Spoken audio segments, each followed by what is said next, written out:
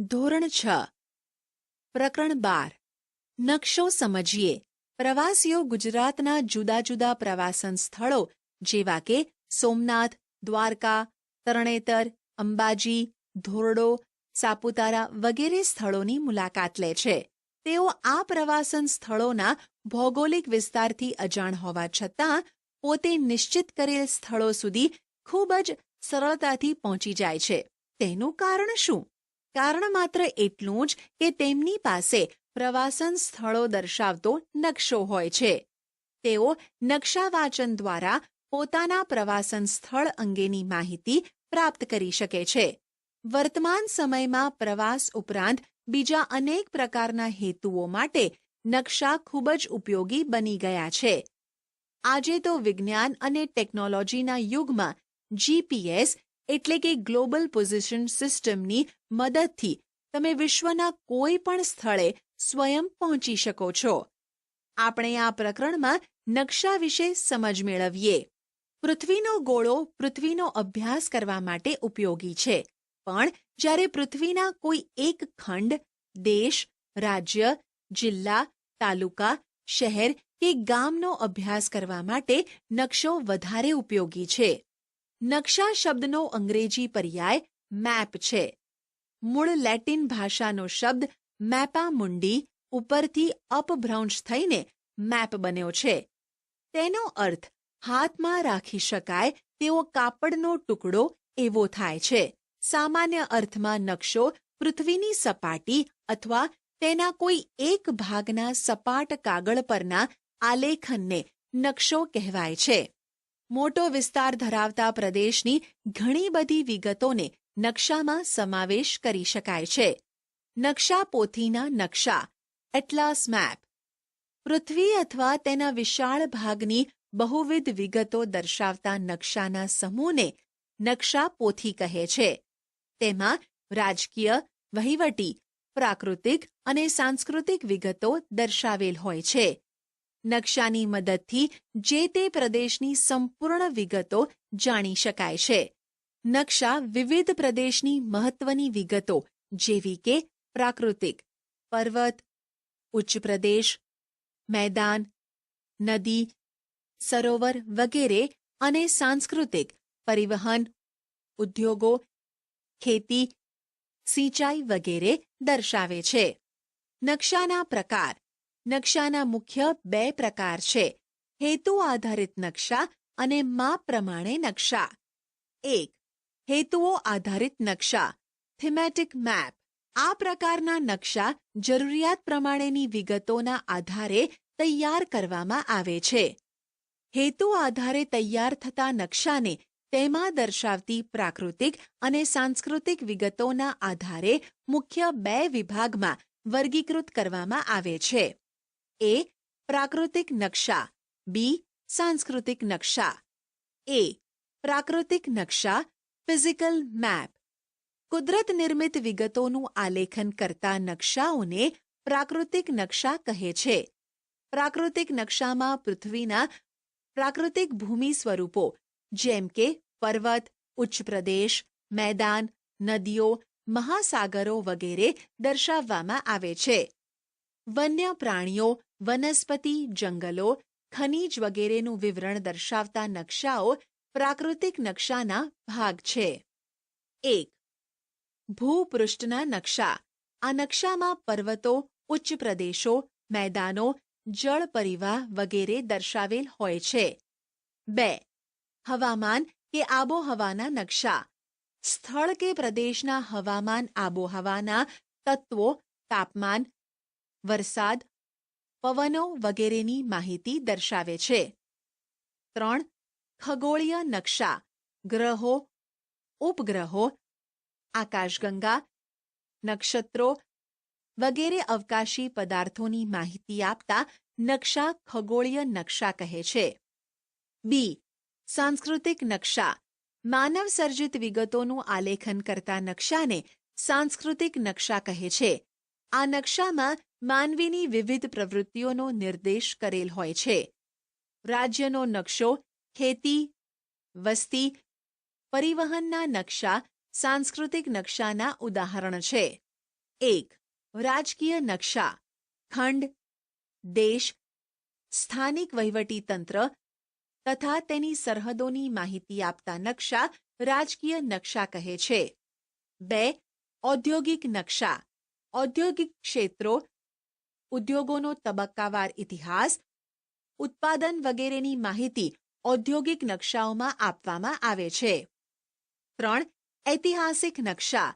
પ્રાદેશિક કે રાષ્ટ્રીય વહીવટી તંત્રનો ઇતિહાસ દર્શાવતા નકશા ઐતિહાસિક નકશા કહે છે. આ સિવાય માપ પ્રમાણે પણ 2 પ્રકાર છે. 2, માપ આધારે નકશાના પ્રકાર.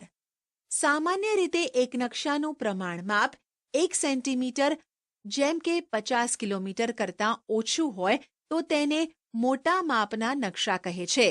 અહીં નકશામાં 1 સેન્ટીમીટર બરાબર 50 કિલોમીટર પૃથ્વી પર વાસ્તવિક અંતર દર્શાવે છે. મોટા માપના નકશામાં વિગતો વધારે દર્શાવેલ હોય છે, જેમ કે તાલુકા, શહેર કે ગામના નકશા મોટા માપના નકશાના ઉદાહરણ છે. નાના માપના નકશામાં પૃથ્વી સપાટીનો વિશાળ વિસ્તાર દર્શાવવામાં આવે છે, જેમ કે જુદા જુદા ખંડ કે દેશના નકશાને નાના માપના નકશા કહે છે. વિશ્વનો નકશો, દેશના નકશા, નકશાપોથીના નકશા. નાના માપના નકશાના 4 પ્રકાર છે. 1, એટલાસ. 2, કેડેસ્ટ્રલ. 3, સ્થળ વર્ણન. 4, ભીંત નકશા. નીચે આપેલ કોષ્ટકમાં તમારી શાળામાં ઉપલબ્ધ નકશાઓની યાદી તૈયાર કરો. નકશાઓમાં કઈ વિગત દર્શાવેલી છે તેની નોંધ કરો. નીચે આપેલ નકશાઓનું અવલોકન કરી તેના પ્રકારની નોંધ કરો. આટલું જાણો. ભારતમાં નકશાઓ બનાવતી મુખ્ય 3 સંસ્થાઓ છે. NATMO, national atlas thematic map organisation. આ સંસ્થા કોલકાતામાં આવેલી છે. તે વિતરણ દર્શાવતા નકશાઓનું નિર્માણ કરે છે. NRSA, national remote sensing agency. આ સંસ્થા હૈદરાબાદમાં આવેલી છે. તે ઇસરો દ્વારા અવકાશમાં સ્થાપિત ઉપગ્રહ દ્વારા લેવાયેલ તસવીરથી નકશાઓ તૈયાર કરે છે. Survey of India. આ સંસ્થા દહેરાદૂન ખાતે આવેલી છે. આ સંસ્થા નકશા નિર્માણ અને તેના ઉપયોગ માટેની મંજૂરી આપે છે. આપણા પાઠ્યપુસ્તકના નકશા આ સંસ્થા દ્વારા પ્રમાણિત કરેલ છે. નકશાના અંગો. નકશાના મુખ્ય 3 અંગો છે. આ 3 અંગ દિશા, પ્રમાણમાપ અને રૂઢ સંજ્ઞાઓ છે. દિશા, ડિરેક્શન. સામાન્ય રીતે તમે નકશામાં અવલોકન કરો છો ત્યારે તમે ચિહ્ન જુઓ છો. આ તીરનું નિશાન ઉત્તર દિશાનો સંકેત કરે છે. જ્યારે તમને ઉત્તર દિશાનું જ્ઞાન હોય તો અન્ય બીજી દિશાઓ પણ નક્કી કરી શકો છો. તમે ઉગતા સૂર્ય સામે મુખ રાખીને ઊભા રહો તો તમારો ડાબો હાથ ઉત્તર દિશા બાજુ અને જમણો હાથ દક્ષિણ દિશા બાજુ આવશે. તમે ઉગતા સૂર્ય સામે ઊભા છો તે તમારી પૂર્વ દિશા છે અને પીઠ બાજુની પશ્ચિમ દિશા છે. ઉપરયુક્ત આકૃતિ 12.5માં 4 મુખ્ય દિશાઓ દર્શાવેલ છે, જ્યારે અન્ય 4 મધ્યવર્તી દિશાઓ છે. ઉત્તર પૂર્વને ઈશાન, દક્ષિણ પૂર્વને અગ્નિ, દક્ષિણ પશ્ચિમને નૈઋત્ય અને ઉત્તર પશ્ચિમને વાયવ્ય દિશા કહે છે. દિશાઓ અને મધ્યવર્તી દિશાઓની મદદથી નકશામાં કોઈ પણ સ્થળ શોધી શકાય છે. આકૃતિના આધારે નીચેના પ્રશ્નોના જવાબ લખો. 1. મંદિરની દિશા. 2. પોસ્ટ ઓફિસથી કૂવાની દિશા. 3. તળાવથી પાણીની ટાંકીની દિશા. 4. ખેતરથી પોસ્ટ ઓફિસની દિશા. 1. મંદિરની દિશા પૂર્વ છે, એટલે કે મંદિર પૂર્વ દિશામાં છે. 2. પોસ્ટ ઓફિસથી કૂવાની દિશા પશ્ચિમ દિશા છે. 3. તળાવથી પાણીની ટાંકીની દિશા પૂર્વ દિશા છે. 4. ખેતરથી પોસ્ટ ઓફિસની દિશા પૂર્વ દિશા છે. આટલું જાણો. હોકાયંત્ર. ચુંબકના ગુણધર્મને આધારે વિકસાવવામાં આવેલ સાધનને હોકાયંત્ર કહે છે. હોકાયંત્ર કાચથી ઢંકાયેલું બોક્સની અંદર એક ચુંબકીય સોય ધરી પર રાખેલી હોય છે, જે મુક્ત રીતે ફરી શકે છે. સોય ઉપર એન અને એસ દર્શાવેલ હોય છે. હોકાયંત્રનો ઉપયોગ વહાણ, સ્ટીમર, સબમરીન, વિમાન વગેરેમાં દિશા નિર્ધારણ માટે થાય છે. હોકાયંત્રની સોય હંમેશા ઉત્તર દક્ષિણ દિશા તરફ જ શા માટે હોય છે? પ્રમાણ માપ સ્કેલ. પૃથ્વી ઉપરના કોઈ પણ બે સ્થળ વચ્ચેનું અંતર અને તે બંને સ્થળોના નકશા ઉપરના અંતર વચ્ચેના ગુણોત્તરને પ્રમાણ માપ કહે છે. પ્રમાણ માપ 1 સેન્ટીમીટર જેમ 100 કિલોમીટર હોય એટલે કે નકશામાં દર્શાવેલ 1 સેન્ટીમીટર વાસ્તવિક પૃથ્વી પરનું અંતર 100 કિલોમીટર છે. અંતર દોરી કે માપપટ્ટીની મદદથી શોધી શકાય છે. રૂઢ સંજ્ઞાઓ કન્વેન્શનલ સાયન્સ.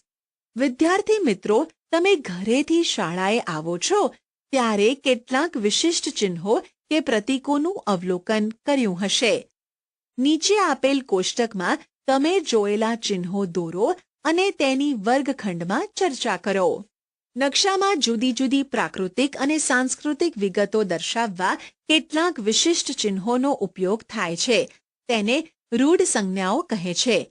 નકશામાં રૂઢ સંજ્ઞાઓ દર્શાવવા માટે નિશ્ચિત અક્ષરો, છાયાપ્રકાશ, રંગો, ચિત્રો અને રેખાઓનો ઉપયોગ કરવામાં આવે છે. આ રૂઢ સંજ્ઞાઓની મદદથી પ્રાકૃતિક અને સાંસ્કૃતિક વિગતો સરળતાથી દર્શાવી શકાય છે. નકશાની રૂઢ સંજ્ઞાઓની ભાષા કે ચિહ્નો સરળ અને સર્વમાન્ય ભાષા છે. આ ચિહ્નો સંદર્ભે આંતરરાષ્ટ્રીય સમજૂતી હોવાથી નકશાઓમાં રૂઢ સંજ્ઞાઓનો ઉપયોગ થાય છે. નીચે આપેલ કોષ્ટકમાં રૂઢ સંજ્ઞાઓનું અવલોકન કરો અને તમારા શિક્ષકની મદદથી સમજો. ચિહ્નો ઉપરાંત નકશામાં જુદા જુદા રંગ અને રંગ સ્તરથી વિભિન્ન પ્રાકૃતિક અને સાંસ્કૃતિક વિગતો દર્શાવી શકાય છે. નીચે આપેલ કોષ્ટકમાં પ્રાકૃતિક અને સાંસ્કૃતિક વિગતોને રંગ વડે દર્શાવેલ છે. ભૂમિ સ્વરૂપ કથ્થઈ, બદામી. જળ સ્વરૂપ વાદળી. વનસ્પતિ પ્રદેશ લીલો. રેલ માર્ગ કાળો. જમીન માર્ગ લાલ. ખેતી પીળો. ભારતનું સ્થાન. ભારત એક વિશાળ ભૂમિભાગ છે. ભારત દેશ પૃથ્વી પર ઉત્તર પૂર્વ ગોળાર્ધમાં આવેલ છે. ભારત એશિયા ખંડમાં દક્ષિણ ભાગમાં આવેલો છે. ભારતની ઉત્તરે હિમાલય પર્વતમાળા આવેલી છે. પૂર્વ દિશાએ બંગાળનો ઉપસાગર અને પશ્ચિમ દિશાએ અરબ સાગર આવેલો છે. ભારતનો મુખ્ય ભૂમિખંડનો વિસ્તાર 8 ડિગ્રી 4 થી 37 ડિગ્રી 6 ઉત્તર અક્ષાંશ અને 67 ડિગ્રી 7 થી 97 ડિગ્રી 25 પૂર્વ રેખાંશ વૃત્ત વચ્ચે આવેલો છે. ભારતના લગભગ મધ્યમાંથી કર્કવૃત્ત પસાર થાય છે. વર્તમાન સમયમાં ભારતને વહીવટી સરળતા માટે 29 રાજ્યો, 6 કેન્દ્રશાસિત પ્રદેશ અને એક રાષ્ટ્રીય રાજધાની પ્રદેશમાં વહેંચવામાં આવેલ છે. આશા છે કે તમને આ ઈ લર્નિંગ મોડ્યુલમાં મજા આવી હશે. આભાર.